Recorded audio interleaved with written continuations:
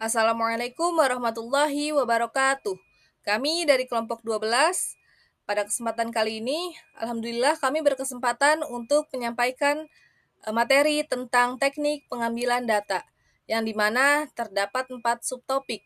Yang pertama, tentang pendekatan kuantitatif, yang kedua, tentang pendekatan kualitatif, yang ketiga, metode campuran, dan yang keempat, kesalahan umum pada pengambilan data.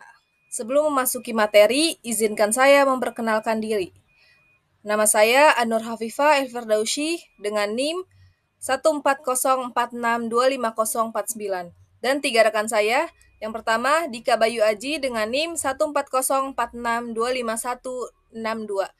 Yang kedua Muhammad Hafiz Rifaldi dengan NIM 14046250039.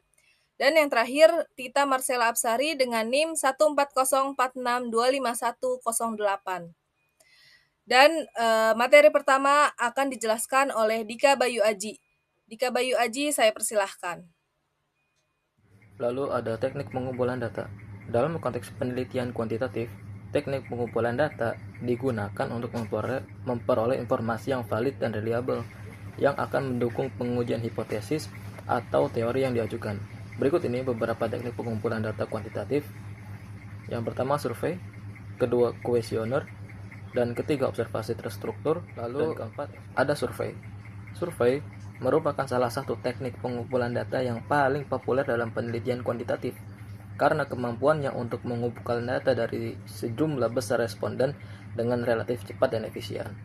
Dalam survei, penelitian mengumpulkan informasi dengan menggunakan instrumen yang telah disiapkan sebelumnya, seperti kuesioner atau wawancara. Kuesioner merupakan salah satu instrumen utama dalam pengumpulan data pada penelitian kuantitatif.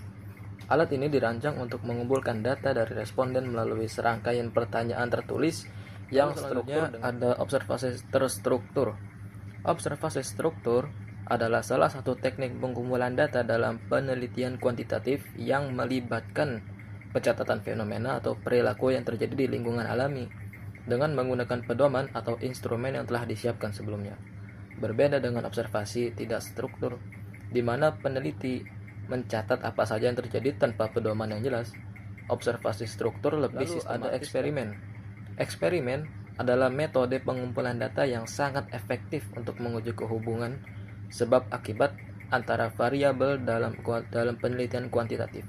Dalam eksperimen, peneliti memanipulasi variabel independen yang merupakan faktor yang diubah atau dikendalikan untuk melihat bagaimana perubahan tersebut mempengaruhi variabel dependen yang merupakan Selanjutnya, teknik pengumpulan data kualitatif.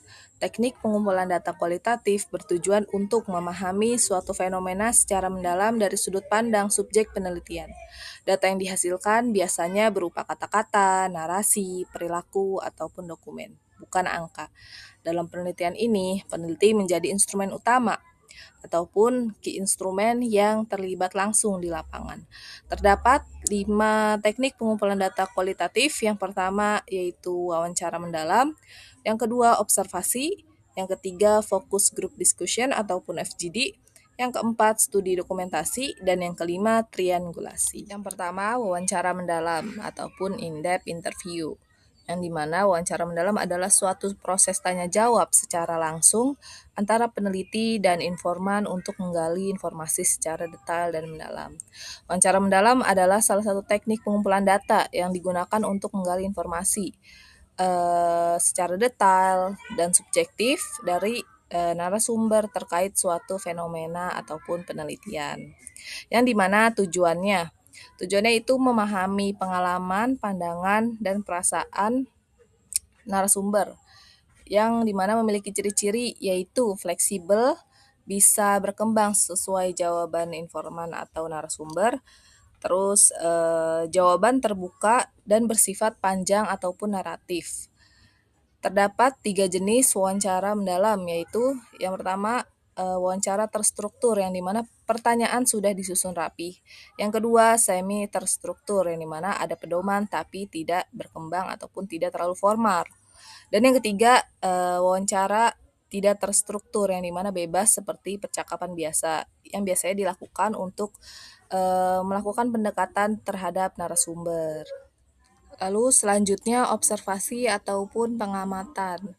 Observasi adalah teknik dengan cara mengamati langsung perilaku ataupun fenomena di lapangan, yang dimana observasi merupakan teknik pengumpulan data dalam penelitian kualitatif yang dilakukan melalui pengamatan langsung terhadap objek atau fenomena dalam konteks alami guna memperoleh data yang berisi deskriptif dan mendalam, yang dimana bukan hanya sekedar cerita, namun bukti nyata. Tujuannya yaitu melihat kondisi nyata, bukan hanya dari cerita-cerita orang, yang dimana terdapat dua jenis observasi, yaitu observasi partisipatif, yang dimana peneliti ikut terlibat dalam kegiatan, dan observasi non-partisipan, yang dimana peneliti hanya mengamati tanpa ikut terlibat. Lalu yang terakhir hasil catatannya yaitu catatan lapangan tentang perilaku, situasi, dan interaksi sosial dari observasi tersebut.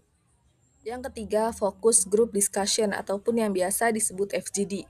FGD adalah diskusi yang dilakukan dalam kelompok kecil, biasanya berisikan 6-10 orang untuk membahas suatu topik tertentu, yang dimana dipandu oleh moderator. Tujuannya yaitu mendapatkan berbagai pendapat dan pengalaman sekaligus. Kelebihannya menghasilkan pandangan kolektif dan interaksi antar peserta. Yang keempat ada studi dokumentasi. Teknik ini adalah teknik yang dilakukan dengan mengumpulkan data dari berbagai dokumen yang relevan. Biasanya dokumen-dokumen yang terdahulu. Contohnya yaitu buku, arsip, laporan, foto, video, atau rekaman yang sudah ada. Yang dimana fungsinya yaitu terdapat dua fungsi. Satu, melengkapi data wawancara dan observasi. Dan yang kedua, sebagai bukti pendukung penelitian. Dan yang terakhir, teknik triangulasi adalah teknik untuk mengecek keabsahan data dengan menggunakan lebih dari satu metode ataupun sumber data. Yang dimana contohnya yaitu hasil wawancara dicek dengan observasi dan dokumentasi yang bertujuan yaitu meningkatkan validitas dan kepercayaan data. Dalam penelitian kualitatif terdapat 4 bentuk data. Yang pertama transkrip wawancara, yang kedua catatan lapangan, yang ketiga dokumentasi, foto video untuk bukti, dan yang keempat deskripsi naratif yang mendalam. Selanjutnya yaitu mixed methods. Mixed methods merupakan suatu pendekatan yang menggabungkan dua pendekatan sekaligus, yaitu pendekatan kualitatif dan juga pendekatan kuantitatif. Menurut Criswell dan Kalk tahun 2018, pendekatan mixed methods adalah suatu strategi penelitian yang menggabungkan unsur-unsur kuantitatif dan kualitatif dalam proses pengumpulan dan analisis data. Tujuannya yaitu untuk mendapatkan hasil yang lebih luas dan mendalam terhadap fenomena diteliti. Dengan kata lain, mixed method bukan hanya sekedar menggabungkan dua metode saja, tetapi bagaimana metode itu saling melengkapi dan saling menutupi kelemahan dari setiap metode. Selanjutnya, sejarah munculnya pendekatan mixed methods. Jadi, mixed method ini muncul pada pertengahan abad ke-20, di mana para peneliti ini mulai mengakui bahwa kedua pendekatan, yaitu pendekatan kualitatif dan kuantitatif, memiliki keterbatasan jika digunakan secara terpisah. Peneliti seperti Campbell dan Fix telah mengemukakan pentingnya menggabungkan berbagai metode dalam penelitian untuk memperoleh gambaran yang lebih komprehensif dan lebih mengurangi potensi bias yang dihasilkan dari keterbatasan masing-masing pendekatan. Seiring waktu, pendekatan ini pun terus berkembang, dan pada tahun 2000-an, sejumlah besar pedoman metodologis, teknik pengumpulan data, serta strategi analisis untuk penelitian mixed method ini mulai dipublikasikan. Contohnya karya-karya dari para ilmuwan seperti Criswell, Clark, Tedley, dan juga Tasakori telah menggunakan berbagai macam penelitian dengan pendekatan mixed methods. Kemudian ada pun kelebihan serta kekurangan dari pendekatan mixed methods ini. Untuk yang pertama ini kita membahas terkait kelebihan pendekatan mixed methods. Yang pertama yaitu memperoleh pemahaman yang lebih komprehensif. Dengan menggabungkan data kuantitatif dan kualitatif, memungkinkan peneliti untuk melihat masalah dari dua perspektif yang berbeda. Yang dimana pendekatan kualitatif dan kuantitatif jika digabungkan dapat saling melengkapi. Data kuantitatif memberikan gambaran umum tentang pola atau hubungan dalam populasi yang lebih besar, sementara data kualitatif memberikan wawasan tentang makna dan konteks yang mendalam di balik pola tersebut. Kemudian yang kedua yaitu meningkatkan validitas temuan melalui triangulasi. Dengan menggabungkan data kuantitatif dan kualitatif, peneliti dapat memperkuat validitas temuannya. Misalnya, hasil kuantitatif yang menunjukkan hubungan statistik tertentu dapat dikonfirmasi atau diperjelas melalui analisis kualitatif yang memberikan konteks lebih dalam tentang alasan atau mekanisme yang mendasari hubungan tersebut. Lalu yang ketiga yaitu meningkatkan fleksibilitas desain penelitian. Pendekatan mixed methods memberikan fleksibilitas yang besar dalam merancang penelitian. Peneliti dapat memilih dari berbagai macam desain yang dimiliki oleh mixed method, di antaranya seperti desain konvergen, desain sekuensial, ataupun desain explanatory. Kemudian selanjutnya yaitu yang keempat, memberikan data yang lebih beragam dan menyeluruh. Pendekatan mixed methods memungkinkan peneliti untuk mengumpulkan data yang lebih beragam, yang mencakup baik ukuran numerik yang dapat digeneralisasi maupun cerita naratif yang mendalam. Dan yang terakhir yaitu menyediakan konteks untuk menafsirkan temuan. Data kuantitatif seringkali memberikan gambaran besar atau hubungan yang luas, tetapi terkadang kurang memberikan pemahaman yang mendalam tentang konteks di balik hubungan tersebut. Sebaliknya, data kualitatif memberikan wawasan yang lebih mendalam tentang konteks proses dan dinamika yang mendasari fenomena yang diteliti. Dengan menggabungkan kedua jenis data ini, peneliti dapat menafsirkan temuan secara lebih kaya dan lebih nuansa, sehingga meningkatkan pemahaman terhadap hasil penelitian secara keseluruhan. Di samping kelebihan yang dimiliki oleh pendekatan mixed methods, pastinya adanya kekurangan yang dimiliki pendekatan mixed methods ini. Kekurangan yang dimiliki oleh pendekatan mixed methods diantaranya yaitu yang pertama, yaitu kompleksitas dalam desain dan pelaksanaan. Salah satu tantangan terbesar dalam pendekatan mixed methods ini yaitu kompleksitas dalam merancang dan melaksanakan penelitian. Menggabungkan dua mode yang berbeda memerlukan keterampilan yang lebih tinggi dalam merancang instrumen pengumpulan data, mengelola data, dan menganalisis hasil. Kemudian yang kedua yaitu waktu dan biaya yang lebih tinggi.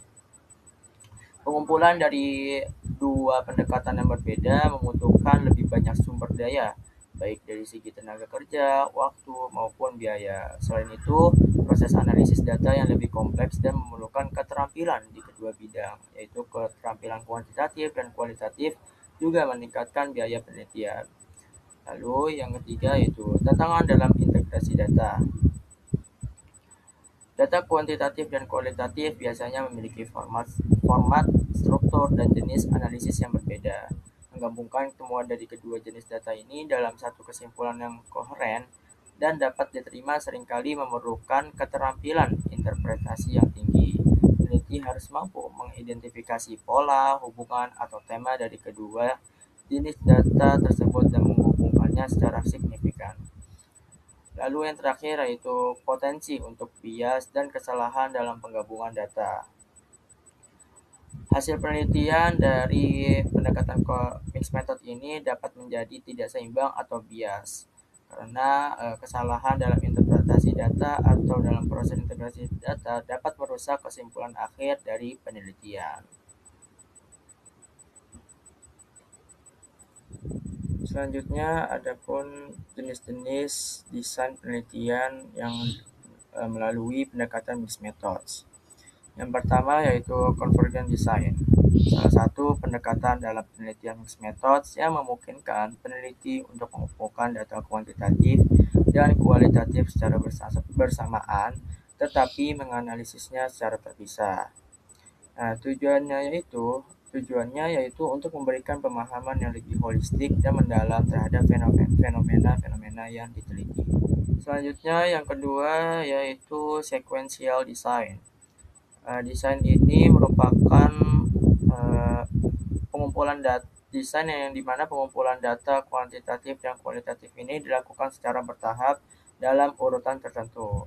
Nah, terdapat dua jenis cara yang bisa dilakukan dalam desain sekuensial ini. Yang pertama yaitu desain sekuensial explanatory. Nah, dalam desain ini data kuantitatif dikumpulkan terlebih dahulu untuk mengidentifikasi pola atau hubungan umum. Setelah itu, data kualitatif dikumpulkan untuk menjelaskan lebih lanjut pola yang ditemukan dalam data kuantitatif. Kemudian yang kedua yaitu desain sekuensial exploratory. Nah, dalam desain ini, data kualitatif dikumpulkan terlebih dahulu untuk membahas fenomena atau masalah yang kurang dipahami. Kemudian, data kuantitatif dikumpulkan untuk menguji atau mengkonfirmasi temuan dari data kualitatif. Jadi hubungannya saling melengkapi lah keduanya. Kemudian yang ketiga ada desain transformasi. Desain transformasi merupakan pendekatan yang mengintegrasikan data kualitatif dan kuantitatif dengan fokus pada tujuan yang lebih besar seperti perubahan sosial, pemberdayaan, atau advokasi kebijakan. Selanjutnya ada teknik pengumpulan pada pendekatan mixed methods. Yang pertama yaitu pengumpulan data kuantitatif dan kualitatif secara konvergen. Pengumpulan data secara konvergen dalam desain penelitian mixed methods melibatkan pengumpulan data kuantitatif dan kualitatif secara bersamaan, namun dianalisis secara terpisah sebelum digabungkan. Nah, proses pengumpulan data kuantitatif dalam desain konvergen ini dapat dilakukan melalui survei, kuesioner, atau pengukuran yang terstruktur. Kemudian yang kedua ada pengumpulan data kuantitatif dan kualitatif secara sekuensial. Pengumpulan data secara sekuensial dalam desain penelitian mixed methods dilakukan dengan mengikuti urutan tertentu, di mana salah satu jenis data dikumpulkan dan dianalisis terlebih dahulu sebelum jenis data lainnya. Dan yang terakhir yaitu pengumpulan data terintegrasi dalam desain transformasi. Pada desain transformasi, pengumpulan data kuantitatif dan kualitatif dilakukan secara simultan. Namun, berbeda dengan desain lainnya, penggabungan kedua jenis data ini dilakukan dengan menggunakan kerangka teoritis atau paradigma tertentu. Selanjutnya saya akan menjelaskan kesalahan umum pengumpulan data. Yang pertama, kurang perencanaan terstruktur, yaitu dengan tidak mendefinisikan metode, alat, kelompok target, dan sampling dengan baik.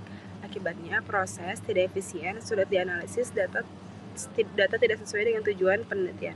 Yang kedua, alat pengumpulan data belum teruji. Kuesioner atau wawancara belum divalidasi reliabilitasnya dan validitasnya. Resikonya data menjadi tidak akurat. Solusinya yaitu dengan melakukan uji coba pilot untuk gambarkan variabel secara tepat dan konsisten. Yang ketiga yaitu masalah sampling dan konsistensi. Dengan pemilihan sampel bermasalah dan tidak representatif, tidak acak, terlalu sedikit, atau kriteria inklusi dan eksklusi salah. Dampaknya ketidakseimbangan, sulit generalisasi ke populasi, analisis menjadi lemah.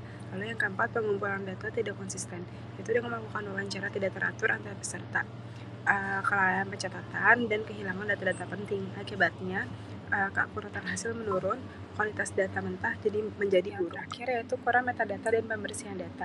Dengan melakukan kelalaian dokumentasi, lupa catat metadata atau konteks data, melewatkan validasi dan pembersihan, yang membuat langkah ini menjadi penting yaitu untuk menghindari kesalahan interpretasi sebelum analisis dan juga menjaga kepercayaan hasil penelitian secara keseluruhan.